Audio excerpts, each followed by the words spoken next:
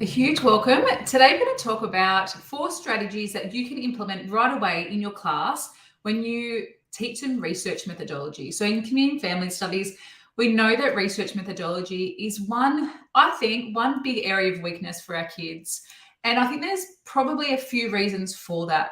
The first one is that many of us do it in term 4. And look, there's nothing wrong with that. If I was back in the classroom, I would have our IRP, our research methodology, embedded in term 4 still.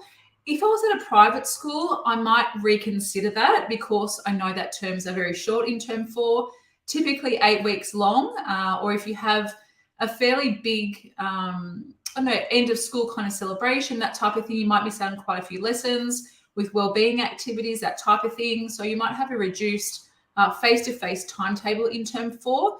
If that's you, please go with term 1, get the kids to kind of do that research and then move on with your content. So I think that's one big reason why research methodology is significantly lower in terms of our HSC results. Kids just often still don't get it. And look, this is, I've been teaching CAFS for 16 years, been around it for 19 years. I think it's still a really big area of weakness for our kids. So today I'm going to share with you what you can do to improve the way you approach research methodology, because I know that some of you are starting to prepare for next term. It's around week 6 that we kind of start to get our heads around what next term will look like. And of course, scope and sequences, assessment schedules, those types of things have to be approved, ready to go for U12. So I hope this is timely. Please ask any questions you do have. Either here live or over on Instagram, kellybell.coach is where you can find me. But I think it's a really important conversation to have with teachers. And I know many of you who have taken strategic approaches to the IRP over the last 3 years, you would know that this is, a really big thing. Okay, the first strategy to improve the way our kids understand the research methodology content is to embed the content as you go. Rather than having 2 separate entities, rather than teaching the content first and then the IRP, like actually doing the IRP, making sure the kids have that connection across both aspects. So when I first started teaching, probably for the first 10 years, I reckon, maybe 8 years, I would do that. Teach the content completely separately. Forget to kind of show the kids that all these concepts are interrelated, that they're going to be applying their understanding as they go through the IRP. And so I would do that. The first 4 weeks, we'll do the content, tick that off, go, yep, register, done, and then do the process part of it, the actual physical IRP process, all the way from the plan all the way down to our bibliography. And I made a huge mistake because our kids didn't see that connection between the two. They learned the content, but they didn't know how to apply to the research. And vice versa. They couldn't work out that when we're looking at sampling, this is what it looks like in the IRP, or how do I actually increase the validity and reliability of what I'm doing in research? And I think our HSC exam questions have geared more towards that now, that application. Here's a case study, here's a scenario. Let's get you to apply your understanding of that research. So I think it's a massive disservice we're doing to our kids to still have that in silo, in separate ways. So what I'd really encourage you to do is embed your content as you go through the process. So when you look at, the first part, when you look at the purpose of research, you can then talk about, well, we're doing this for this reason. This is why we're doing our IRP. When we have a look at hypothesis and questions, actually right then and there, create your question, create your hypothesis and say, this is why we're not going to do a question this year. This is why we're going to do a hypothesis this year. And work out that way. If you're teaching the actual research methods, okay, we need to teach, the limitations to them, that type of thing, where they're suited, maybe some topics around the suitability of that. Okay, let's now focus on our own IRP. What are we going to do? Why are we going to do interviews? Why are we going to do questionnaires? And obviously our stuff on reliability, validity, sampling is highly important, and getting that awareness. So embedding the content as you go through has been the best way for teachers and students to really embed those ideas, but to really know that research methodology part. So that's my first strategy, is to embed the content for research as you go through the IRP process. Now, if you are a health and movement science teacher, stage 6 PDHPE teacher.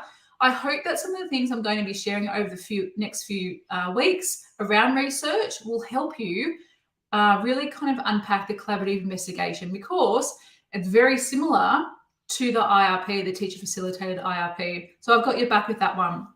Okay, the second strategy is to make it as hands-on as possible.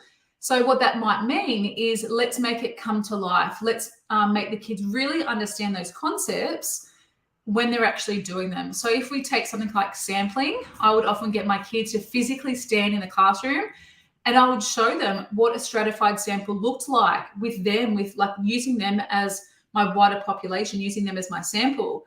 When we looked at things like, I don't know, tables or how we're going to present our data, actually have a look at real life examples of that, rather than say, this is what it might look like. Actually go and have a look at some research. How is this being presented in our community? That type of thing. So making it come to life when we're doing our questionnaires, our interviews. Of course, we're going to then do those practically. We're going to do them, with our students. They're going to go off and do their research within that teacher-facilitated IRP. So embedding the content is number one. Number two is making it hands-on, really practical as possible, bringing it to life. We know that a lot of our kids learn by doing, so please make our research come to life. The third way is to prepare our kids for the HSC. Now, I've seen a lot of people just fly through the content, not embed it, and then they say to me, oh, we ran out of time to do any revision, or we ran out of time to do past HSC questions, revision questions, HSC style questions for research methodology. And that's the reason why we're leaving so many marks on the table, because our kids aren't preparing for that HSC, because we're not actually getting them to do that, to actually prepare for those revision questions. So I'd really encourage you to set aside some time in every lesson to do a tiny, tiny bit of exam preparation. And what that might look like is to do some sort of formative assessment activity, a whiteboard activity, a post-it note activity, having a look at some exemplars, comparing them, getting the kids to compare those to their own answers. That type of thing, really unpacking what it looks like for success in the HSC, and then getting our students to actually have a look at those HSC style skills, but also HSC style questions. One thing I'd love to share with you is this continued emphasis on practical application through HSC style questions. So giving the kids some sort of case study or scenario about research, and then the kids actually having a read of it and going, okay, well, this is what it might look like on the ground for research. And that's a really great connection with research and our content, but also that HSC style skill. The last one is around facilitating the IRP. I think the best way for our kids to learn the content is through a teacher-facilitated IRP.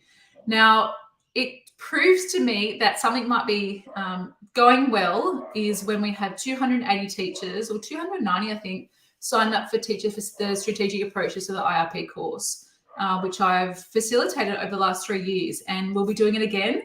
And doors open next week. And if you are still doing it the old way, you still have multiple IRPs, the teacher-facilitated IRP is the best approach for you to make use of this precious time we do have in HSC. So the teacher-facilitated IRP, what it looks like on the ground is having a research team, like it would in the real world, having a research team in your class do bits of the research, rather than the kids going out, doing their own thing, doing a rogue research project without it having great connections to the course, where you get to facilitate the process. You get to hold the kids' hand through it. I kind of used to say, like, I was the head researcher, and then we would have research teams in our class.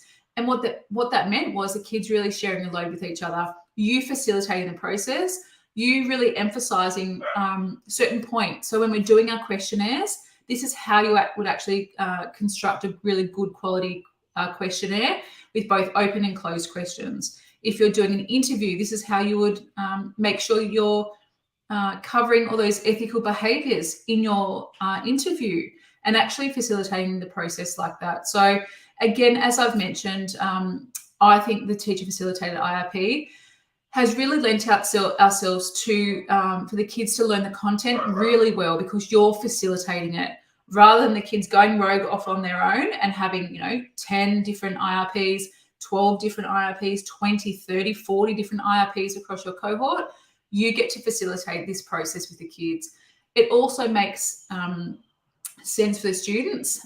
It takes a lot off them, but it also enables you to really facilitate this process so the kids understand the content really, really well. So I hope that our 4 strategies are useful. Let's unpack them very quickly.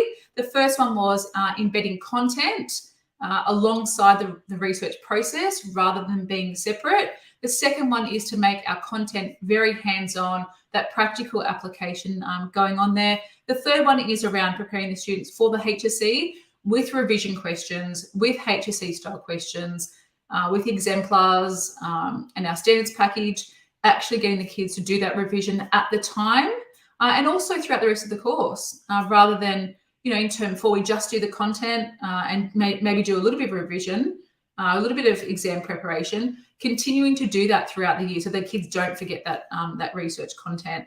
And the last one is to facilitate the IRP, working together, streamlining the process, you facilitating all aspects of the research itself. So if you have heard me talk about the strategic approaches to the IRP course before, it has been the very first thing I brought out when I left the classroom, the very first course, and it has so many scaffolds and resources in there to help you navigate this research project together, whether you want to have this teacher facilitated approach, which is the best way, I think, to tackle the IRP these days.